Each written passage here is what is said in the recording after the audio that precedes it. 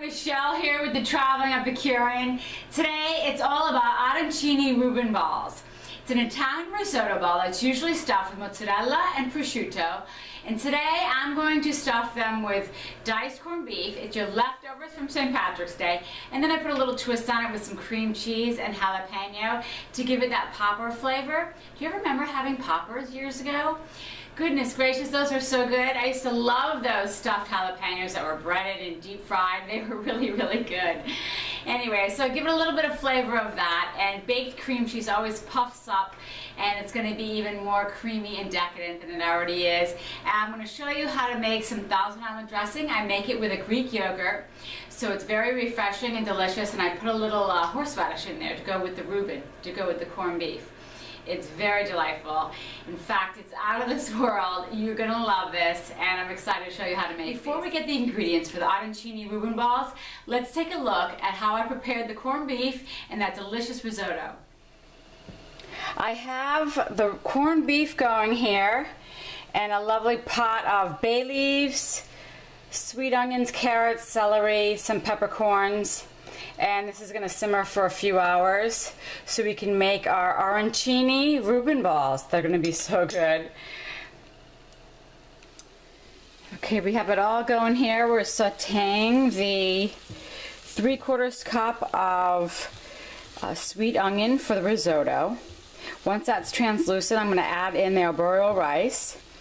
I have my chicken stock, and that's going to be simmering. You need to add that in when it's super hot into the risotto. I'm going to add in a cup of arborio rice, which is a starchy rice, and we're just going to stir this. I'm going to turn the heat up to medium, and it's going to saute for about 3 minutes until it starts to look a little bit chalky. And now we're going to add our wine. I love risotto. You know, you just have to follow certain steps, and it's really easy to make. It absorbs at its own rate, so you can't rush that absorption.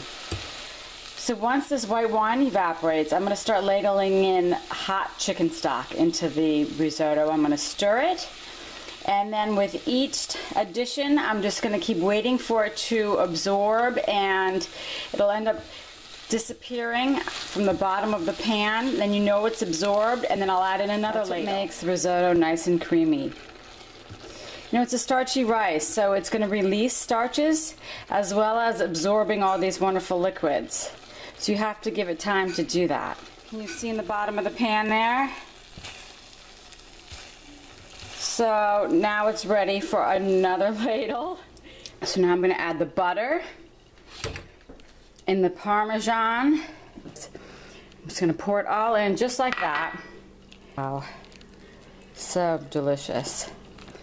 All right, we're going to let this cool now. What we're going to need for arancini Reuben balls that we're going to make. We have corned beef, risotto, mozzarella, Jarlsberg, sauteed and finely chopped jalapeno, couple of eggs, and some seasoned breadcrumbs. So here we go. We're just going to start mixing up all of our ingredients.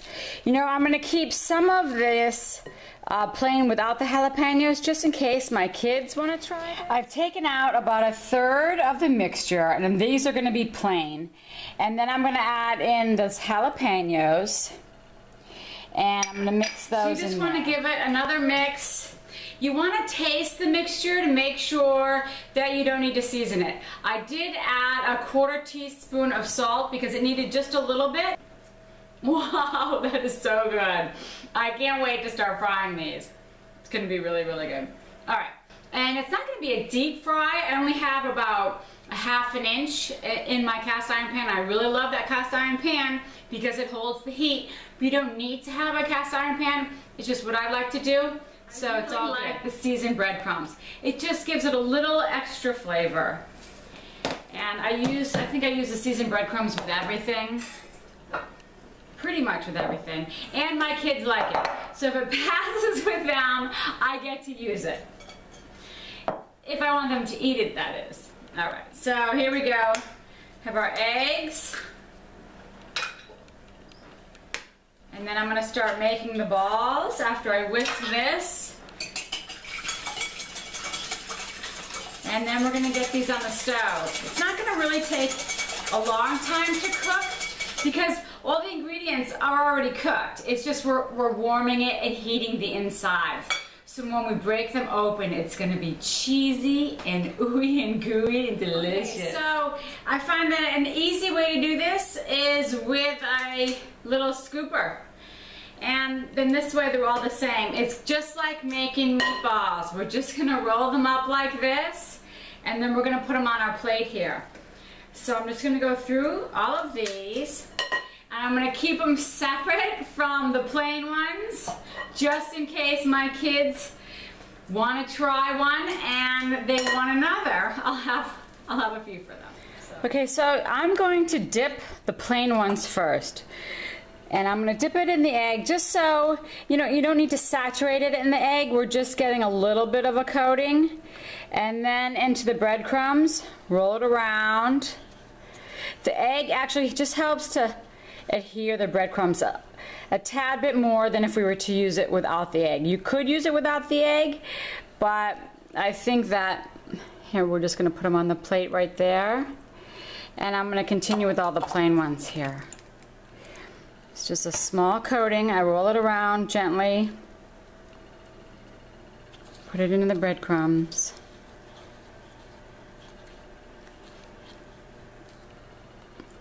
And then we're going to get them all lined up. And I'm going to keep going through all of these. And then I'm going to go through all the jalapeno ones. And we'll get those on the plate too. I have my cast iron pan with about a 1/2 inch to 3/4 inch of vegetable oil, and that's been heating up for about 5-10 minutes on low, and then I just turn it up to like a medium high to get that right temperature. Here is our arancini Reuben balls with a twist. The ones on the right are the plain ones, the ones on the left are the jalapeno ones. And then I have like a little platform here. I just have a cookie tray underneath there, and I put down a few pieces of paper towel to soak up the oil. So I may be the sauce gal, but I'm also the eggplant gal too, and I've been frying for over 20 years. So when I fry, I don't check the temperature of the oil because I just kind of get a feel for that kind of thing, frying things for so many years. I'm going to show you how I'm going to take the temperature right now. It's going to be around 350. The only time I use a temperature gauge is when I'm making candy, because that's very particular on breaking points of when you have those certain temperatures in there. So it's not too complicated. It's not a deep frying. We only have about a 1/2 inch of oil here. You just kind of know the temperature. You can take a little bit of water and splash it in there. And if it bubbles a little bit, you know that it's good. If it goes crazy bubbling, then you know it's too hot and to turn it down a little bit. Right, so I have the temperature. It was actually a little bit too high, because I was talking away over here, blah, blah, blah. So I took it off the heat just for about 2 minutes. I stirred it a little bit with a spatula, and it came right down. So now it's on 330, 340, and I'm gonna get these arancini balls right in there. So I'm just gonna place them in there. See the little bubbles? And usually when you fry, it comes down to temperature a little bit once you start putting in whatever you're frying. And I'm going to get all the plain ones done first. Be really careful because the oil is going to splatter a little bit. These look absolutely delicious, and they're turning golden. I can't wait to take these out.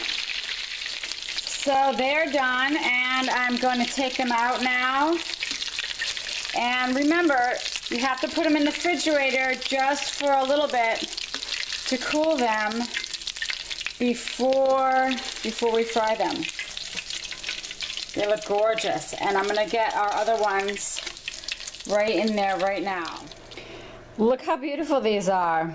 They're all fried, and remember, you don't want them in there frying for a long time because all those insides are gonna get so ooey and gooey, and they're gonna start to flatten out and ooze out. So in and out. Just a few minutes. We're gonna put this here, and I'm gonna cut it in half so you can see how delicious. Look at the inside of that. Oh my goodness, is that amazing? Yes, it is. And I'm just gonna have to take a bite of that one. Oh my goodness. That's heavenly. Absolutely heavenly. All right, so let's make that Thousand Island dressing, because those dunked in the Thousand Island dressing are gonna be out of this world. They're light and scrumptious and they melt in your mouth. Look at that. So now we're gonna put together that really delicious Thousand Island dressing with the Greek yogurt. It pretty much has all the things that you normally would put in a Thousand Island dressing, although I do use cornichons, and I'm gonna show you what those cornichons look like. They're a little extra tart, and I think they make a great tartar sauce as well. So that should be one of your staples. You should always have cornichons in your refrigerator because you can use them with so many dips and spreads and sauces. And now, as for Greek yogurt goes, anytime you get a recipe that has mayonnaise in it, take out half that mayonnaise and replace it with Greek yogurt. You'll be so surprised on how delicious that is. It's going to be refreshing. It's better for you. You're going to really, really love it. You'll be excited about that. I think you'll be excited about that. This is going to be our fabulous Thousand Island dressing. We have mayonnaise, Greek yogurt, ketchup, freshly chopped chives and parsley. I have chopped up some cornichons. These are beautiful little cornichons, which you should always have in your fridge. They make great tartar sauce.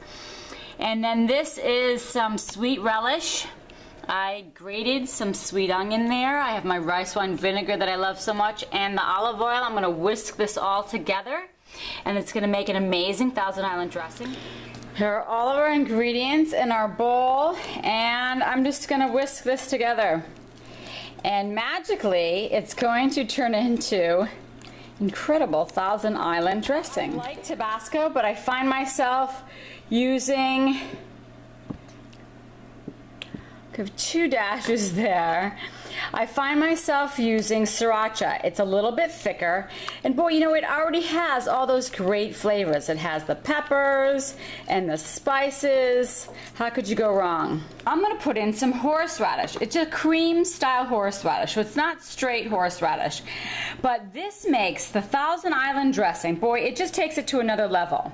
So I'm gonna say, if I could get out of there, I'm gonna say it's about a teaspoon, maybe a heaping teaspoon.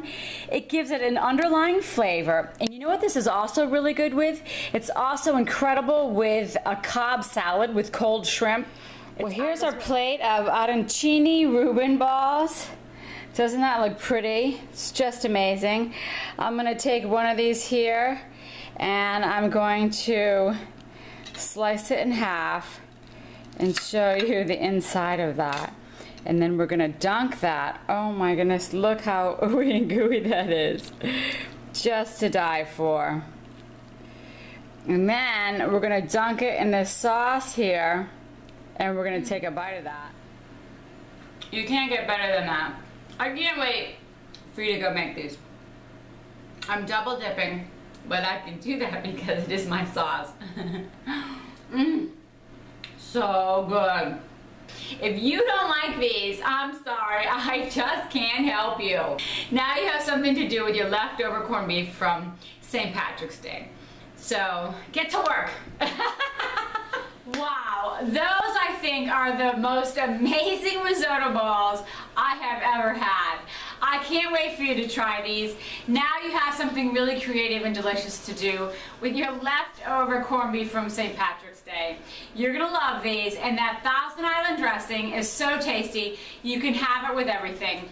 Leave your comments down below. I'm dying to hear how you feel about this recipe too. The recipes are at thetravelingepicurean.com. Have a happy St. Patrick's Day. Ciao!